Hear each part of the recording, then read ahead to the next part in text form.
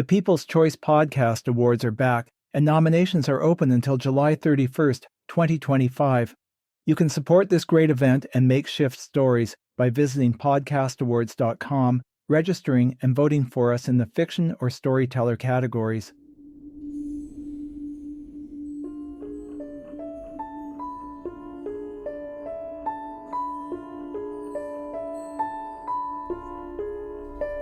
Is there a place and time where logic breaks down and wonderment begins? Could that be somewhere at some time along an infinite line between the reasonable and the highly unlikely? Join us on a journey into the improbable. Makeshift Stories presents Episode 311, Anima Incognita, read by Stephen Peterson. Opening and closing theme by Matthew Erdman. Somewhere and sometime it might not be clear who is pulling the strings.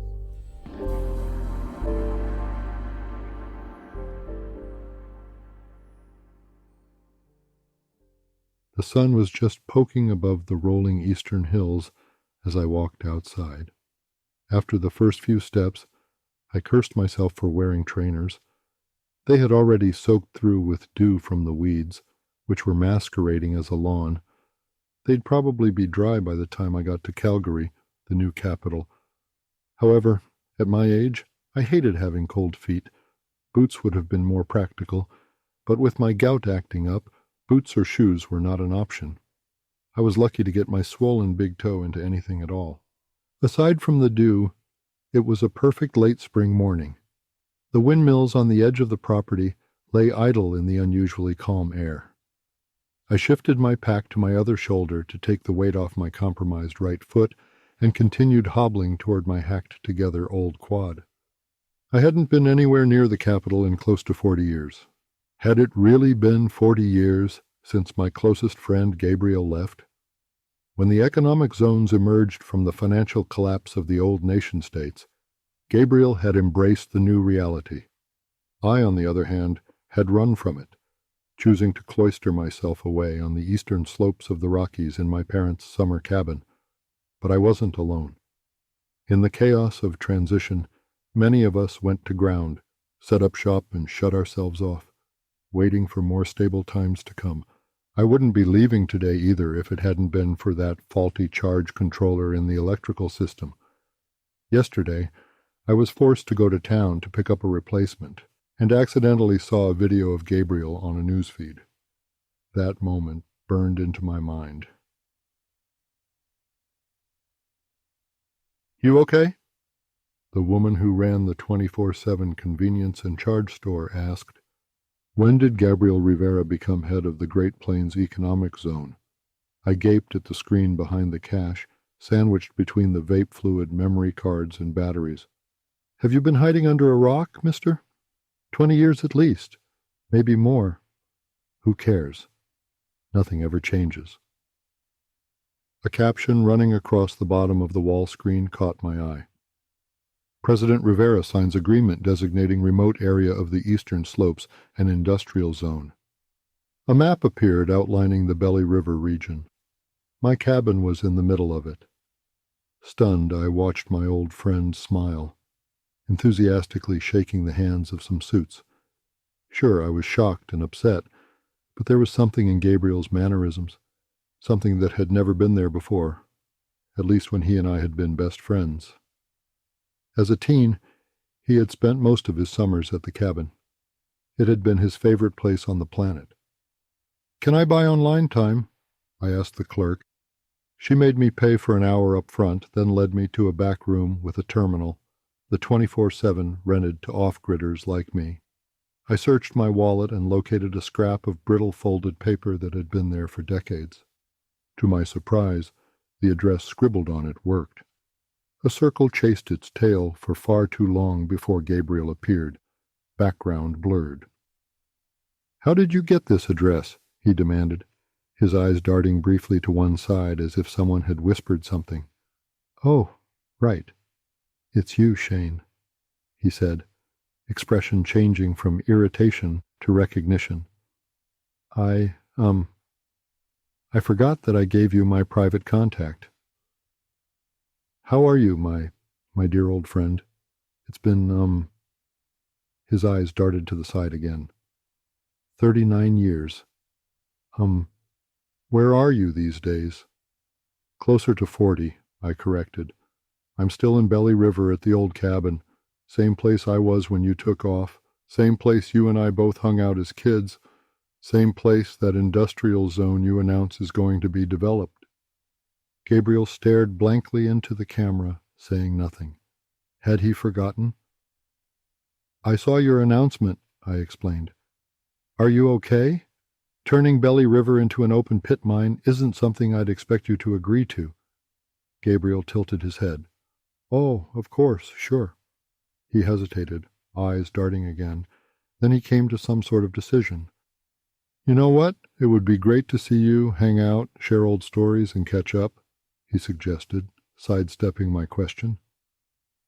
Why don't you come up and stay with me for a few days? I've got a break in my schedule.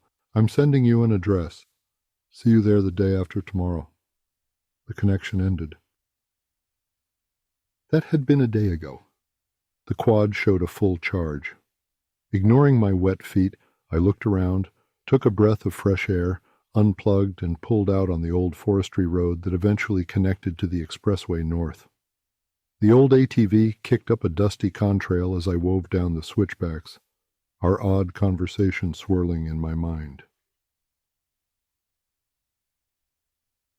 The address turned out to be a gated estate in the foothills west of the capital. Motion sensors nervously twitched as I drove up to the security barrier, announcing my presence. Seconds later, a large black SUV appeared from nowhere, blocking the road. Its doors opened, and two plainclothes security guards stepped out. One approached, sneering at my beat-up quad. You must be Shane Friesen, he concluded, pointing a scanner at me. It beeped, and he seemed satisfied by the results. You'll need to park that thing over there. The man nodded to a sun-baked pull-out lacking a charge station. We'll take you from here. Which was lucky because it was another 15-minute drive to the actual lodge. I doubt that my gout would have let me walk more than a couple of dozen meters. The back door of the big SUV finally swung open, and the guard sitting beside me edged me out. A shockingly elderly Gabriel waved at me with one hand. My friend was propped up by a handrail at the dark Rundle Rock entrance to a modern take on a large alpine villa. Gabriel, you're looking great, I lied, taking my old friend's hand and pulling him into a stiff hug. The security guards reached for hidden weapons until Gabriel waved them down. It's good to see you too. His eyes tracked as if reading something.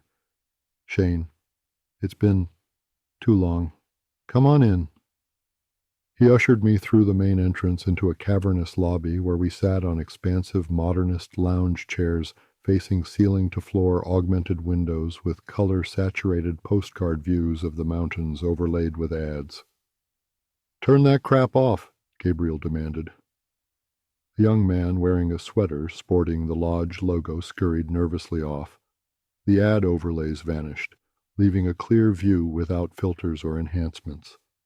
You know, one of the reasons I ran for office was to keep stuff like that under control. What stuff? I asked. The enhancement stuff, synthetic content, synthetic facts, synthetic ideas, it was taking over everything. It was synthetic finance. Assets that never existed, that brought everything down, destroying the world economy by inflating it with virtual capital that the damn AIs invented to sustain growth. Someone needed to stop it so we could rebuild. It was my mission.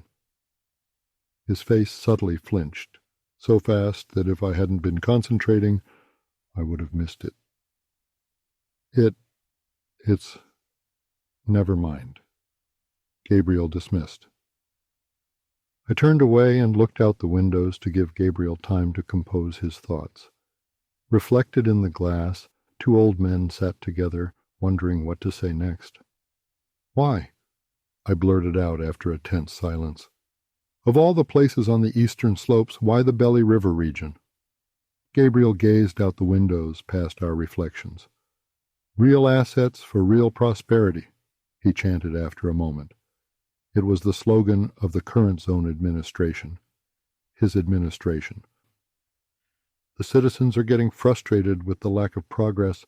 We need to do anything it takes to grow the economy, Shane, and fast. But enough politics. I want to spend time with you to reminisce about our youth hiking around. He hesitated. Belly River. We ATV'd the old forestry roads, I corrected. Right, he agreed. Those were great times. They weren't. We were avoiding getting caught in the fallout of the collapse. Right. Hyperinflation redefined the political landscape, he recited. It was the infamous headline that announced the Great Collapse and was tattooed into everyone's mind. Not a personal recollection. An odd response, so I said. Yeah, we both were convinced the electric grid would stop working because no one was left to run it. The cities would become dark, cold, and dangerous ghettos. So we headed out before the end of the last term at uni to wait out the storm. That's right, Gabriel agreed. However, we had already been at my parents' cabin working summer jobs when the cascade of financial collapses swept the world. Curious to see if he would catch any other inaccuracies, I added, Remember hauling in water from town on my dad's ancient pickup? It was a standard, and I didn't know how to drive stick. You drove. You didn't tell me it was your first time. You missed a turn. We ended up in the ditch, had to hike the rest of the way to town to get a tow. The cabin, where I still live, was self-sufficient. It had a well, wind, solar, and a greenhouse, and Dad never owned a pickup. Gabriel smiled, nodding. I knew it would be great, reminiscing about the old days. It's exactly what I need, a break from the pressure of leadership. It's not easy being at the top. Everyone wants something. Everyone wants attention. They want my attention, to convince me. To declare Belly River an industrial zone? I couldn't help myself. Gabriel did that thing again with his eyes. Business can wait. Right now we should focus on catching up, reminisce some more. He waved at a waiter standing at the back of the room. Do you still like craft beer? John, bring us 2 pints. What did you like best about our time down there? I hesitated. Come on, relax. There's plenty of time to talk business. We've got the whole weekend. Pleasure first. He grinned a little too enthusiastically. What's your favorite memory from back then? What's yours? I challenged. Okay. Gabriel laughed nervously with an odd affectation. The time I drove your dad's pickup into the ditch. Boy, that was a long way to walk. I don't know about you, but I was exhausted. I guess I was in better shape than you back then. All those hours in the gym paid off. Gabriel had been the gym rat, not me. Again, he missed or deliberately ignored my mistake. You were pretty buff, if I remember right. Look at us now, wrinkled and gray, watching nature through that window screen thing. What have you been doing out there all these years, Shane? The waiter approached with 2 mugs of beer. Not now, he waved the man away. How rude of me. I haven't even let you get settled. Anne, he called out. A young aide appeared from nowhere. How many hidden people were attending to us? Show my friend Shane to his room. We'll meet for cocktails and dinner at 8 on the upper deck and watch the sun set over the Rockies. Like the old times. I went to the upper deck early to think. The lodge had been a luxury hotel before being converted to the president's summer home, and the deck had the best view of the east slopes I had ever experienced. Without asking, a waitress appeared with a selection of wines. President Rivera said you prefer red? She smiled, offering 3 choices. At least Gabriel had remembered that. He didn't seem too clear on anything else. I selected the Similkameen Valley Merlot. The waitress filled my glass and left me alone with my thoughts. Still well above the western horizon, the sun hadn't yet silhouetted the snowless mountain peaks. I scanned for familiar landmarks, picking out Yamnuska Ridge to the northwest. Gabriel and I had explored the area when we were at the capital's university. Then the economic collapse hit like a freight train running downhill. Everyone could see it coming, but no one did anything about it. When it happened, we were lucky enough to be at my parents' place during summer break. But after a few months, Gabriel grew bored, claiming he had greater ambitions than growing vegetables for the rest of his life, and headed back into the fray. And it truly was chaos.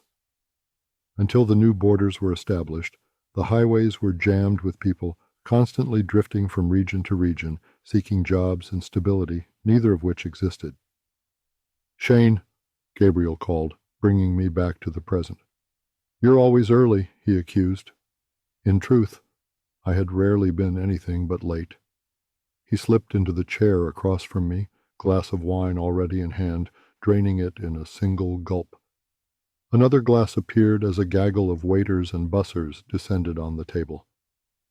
Gabriel drained the second glass, then noticed me gaping. "It's a new exclusive gene mod. I can drink and eat all I want without damaging myself." He smiled.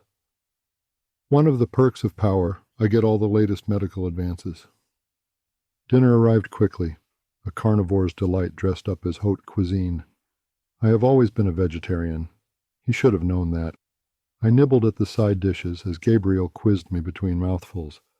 "Those ATV trips we took down at—" He picked up his glass and took another gulp of wine. "At your parents' place, did you have a favorite trail? Do you still ride them?" The words had barely left his lips when my old friend's eyes filled with confusion. He opened his mouth, trying to say something, but the moment passed. Gabriel looked at the wine glass, halfway to his mouth, as if it were the first time he realized it was there, set it down, then leaned forward. "There's been a lot of water under the bridge, Shane. Did you know that when I first got back to Calgary, protesters blocked access to the downtown by calling in autocabs and then lighting them on fire? Someone needed to take control, and that's what I did. I made alliances, made deals, and brought order back from the dead." He looked wistfully at the mountains, tilting his head, listening. A distant crow cawed, but I suspected that wasn't what he was hearing. "Hey, you haven't answered my question. What trail do you like most down there?" "There won't be any if you turn the area into an open pit mine," I groused. "It's all nice to reminisce, but I came here to convince you to change your mind." Gabriel's mood instantly shifted. "I want tonight to be about renewed friendship and our past." He encouraged me to talk about our experiences together, downing a copious amount of wine in the process, trying to coerce me into doing the same. Whenever possible, I emptied my glass into a nearby planter. My answers were an intentional scramble of truth and fiction. Fictions Gabriel should have challenged, but didn't. As a crescent moon rose over the mountains, the interrogation stopped when Gabriel announced that he was getting cold. "Come up to my room for a nightcap, then we'll call it a day," he offered. We wobbled up to the presidential suite, accompanied by concerned staff, where Gabriel poured himself a drink before collapsing into a lounge chair. "I've got a headache. It's the red wine," I complained. "There'll be something for that in the washroom," Gabriel yawned. "It's down the hall and to the left. Check the top drawer in the vanity." He fell asleep, snoring softly. The washroom was larger than 2 hotel rooms, and true to his word, well stocked with hangover remedies. As I read the labels, a small box caught my attention. The logo of a well-known company, Neuronosphere, subtly embossed on its matte white lid. The company was a huge, privately held global conglomerate, involved in everything from medical and agriculture to resource extraction. Curious, I flipped it open. Inside were a pair of contact lenses and transparent hearing aids beside empty, molded depressions where another set had been removed. I should have put the lid back on, but instead I inserted one of the earbuds. "Welcome to the Neuronosphere Experimental Cognitive Support System. Say yes to sync to the active session." "Yes. Put in the contact lens to receive updates," a tiny professional voice recommended in my ear. I moved back down the hall to check on Gabriel. He was snoring. The instructions were printed on the inside of the lid in a crisp, clinical font. As soon as I had the lens in, an AR display appeared. Subject asleep, say yes to wake up.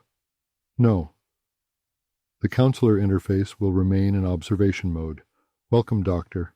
Would you like to see a recount of the patient's day? Later, I whispered, popped the contact and hearing aid out, wrapped them in a Kleenex and stuffed them into my pocket. Next, I closed the box and hid it at the back of the drawer.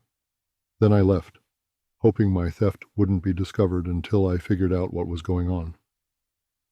Back in my room, questions whirling in my mind, I sat in a chair staring out the window into the night. The wad of Kleenex lay on the table next to me.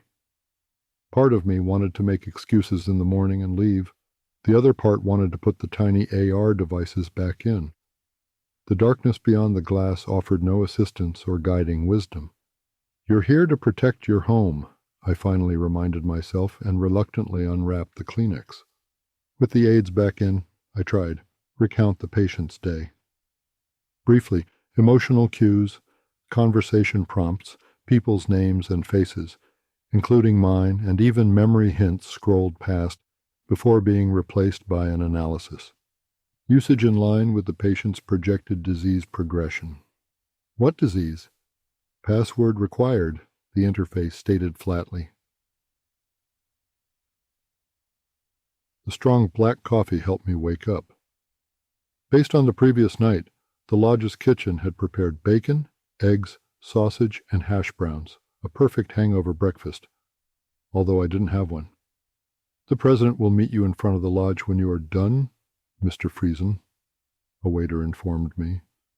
Tired more than anything, I hadn't slept well since discovering Gabriel's assistive tech. I finished my toast, quickly downed another cup of black coffee, then headed to the washroom to insert the contact lens and hearing aid. Welcome back, doctor. You are in observation mode, the system informed me, assuming I was someone else. After checking in the mirror to ensure neither was visible, I went to meet Gabriel. He was waiting outside the main entrance on an idling ATV and waved me over. His name is Shane, a clinical voice whispered in my ear. He is your lifelong friend. You haven't seen him in 40 years. You invited him here to catch up. Joke with him about last night. You drank too much. Shane, you look awful. Gabriel laughed half-heartedly. I feel like hell, I growled, keeping up the act. A young guide handed me a helmet and pointed to another idling ATV. I thought a ride in the mountains would do us both good. We'll head up to, Gabriel hesitated. Myosotis Peak. The name appeared in my eye a fraction of a second before he said it. I felt like I was watching my old friend through a CCTV camera, and not exactly my friend, a puppet version of him. Who was pulling the strings? We followed an old forestry road, surrounded by guards posing as guides, and eventually arrived at a low ridge with views of the Front Range to the west and the plains and the capital to the east. Tables with lunch had been set up, and once we had settled in, the guides retreated, giving us the illusion of privacy. Prompts and reminders appeared in my contact lens, location, date, and why we were there. Gabriel distractedly watched a hawk circling in the sky. Sensing this might be my only time alone with my old friend, I dove in. Thanks for the lunch and everything, Gabriel. But what's going on with you? You're not yourself. You don't seem to remember anything about our time down at Belly River, and it's the last place the Gabriel I remember would put an industrial zone. I don't understand. What's changed? Still... Gabriel struggled to form a sentence. Frustrated, he grimaced. Redirect conversation, flashed across my eye display. No, he muttered. No, what? I asked. Redirect conversation, flashed again. There's so much to talk about, Gabriel stumbled, trying to stall for time. I don't know where to start. He hadn't intended that for me. His parents, my earbud whispered, How are your parents? Are they still alive? Gabriel asked. The conversation continued in this manner until lunch was over. Gabriel, with the aid and encouragement of his virtual assistant, interviewed me about our past and dodged all my questions about the industrial zone. At times I suspected I wasn't talking to Gabriel at all. It was clear that he was being prompted to get me to fill in the gaps in his memories. I was being used. On the way back, we stopped in a narrow valley so the guides could fix a sticky throttle on one of the ATVs. There was a crackle in my stolen earbud. Connection lost. I dismounted and walked over to Gabriel, hoping to talk to him, the real him, without the voice in his ear. Who's behind this, Gabriel? Who's pushing you to Mine Belly River? He just stared at me. Who are you? Gabriel's face crumpled. His eyes drifted, searching for the familiar. My eye display flickered, reconnected.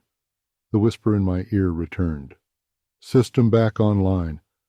A 2-minute gap in support has occurred, Doctor. Do you wish to take any actions?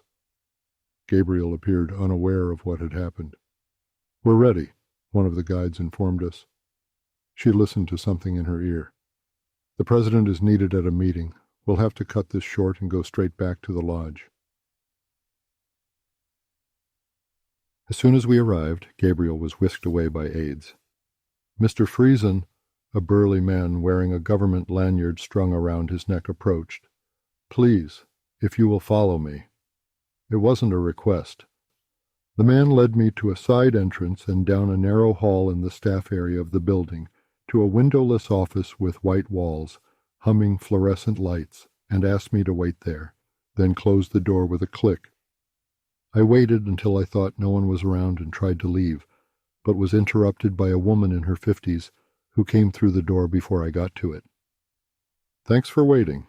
She steered me back to one of the chairs and took another across from me, consulted a tablet, then looked at me expectantly. Well what? I challenged, suspecting I knew what she was asking. The monitors you took from the president's suite last night. She pulled the box I had found in Gabriel's bathroom out of a handbag and opened it. The 2 empty indentations glared accusingly at me. I believe you're wearing these. I did my best to feign confusion, but guilt won out. They have GPS trackers. She shoved her tablet toward me. 2 beacons flashed at our location. So, how much have you seen? Enough to make me suspect you've drugged my friend and turned him into some kind of remote-controlled automaton. The woman sighed. Please return the monitors, Mr. Friesen. No, not until you tell me what's going on. I could have them forcibly removed, she threatened, got up, checked the hall outside, then locked the door and leaned against it. Good. We're alone. It's not what you think, Mr. Friesen. We're following his instructions. Now, if you will, I need the contact lens and hearing aid back. She demanded. Who are you? I'm the president's personal physician, Dr. Jiang. He's been my patient for 20 years. I folded my arms in defiance and waited. Okay, she finally sighed. You'll probably figure part of this out anyway. Almost a decade ago, the president, Gabriel, was diagnosed with early-onset dementia. We tried the usual gene therapy, which slowed its progress but didn't stop it. Gabriel discovered that Neuronosphere was experimenting with AI-driven cognitive support systems, and insisted he be included in the trial. They were more than eager to help. The AI is trained using recordings and interviews with the patient, so when they forget something or experience cognitive lapses, the system prompts them through specially designed contact lenses and hearing aids, and on occasion, when the patient has a particularly bad episode, it speaks on their behalf. There's nothing nefarious here, Mr. Friesen. You know Gabriel, proud to a fault. He'd rather die than let the public see the cracks, and he only uses the system to paper over his occasional memory lapse. It's more than occasional, isn't it? I accused. When we briefly lost cell connection today, he could barely string 2 words together, How dependent is he on this AI assistant thing? The president is hopeful that a new genetic treatment will be found before his reliance on the system is too great. And in the meantime, I questioned, he'll keep leading the zone, making the best decisions for us all, as he always has. Are you sure? The Gabriel I know would have never agreed to turning his favorite part of the eastern slopes into a giant open pit mine. I don't even think he's aware of what he's doing, Doctor. Who is making the decisions, his assistive technology or someone else? I demanded. Instead of answering my question, Dr. Zhang paged through menus on her tablet, then handed it to me. Let me summarize for you, Mr. Friesen. That is an agreement. If you sign and forget everything that has happened this weekend, you'll wake up tomorrow to find that the president has reversed his decision on the industrial zone. How are you going to change his mind? That is none of your concern, Mr. Friesen. A word of warning, if anything ever leaks out, there will be a fleet of mineral exploration drones in Belly River, the likes of which the world has never witnessed before.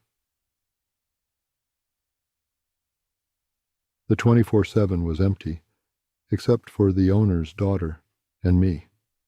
The wall screen behind the counter was, as always, mindlessly streaming news and weather feeds. The kid was blasting country K-pop, drowning out the announcer. I had come in to pick up another part I had ordered for the wind-powered generators and was about to leave when Gabriel's image appeared. It had only been a year since our weekend together, but Gabriel looked as if he had aged 10. President Rivera resigns, citing failing health, and hands the reins of power over to the Great Plains Economic Zone's CFO, Harper Klein. The caption at the bottom of the screen explained.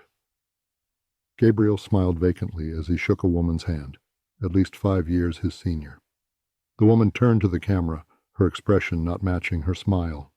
Recognizing that subtle, distracted look, my heart went cold. "I need your terminal," I yelled at the young clerk and started for the back room. Gabriel didn't answer his private address, so instead I left a message. I don't know if you'll ever hear this. I don't know if there is enough of you left to understand. If there is, you've got to come clean. You've got to stop this from happening again.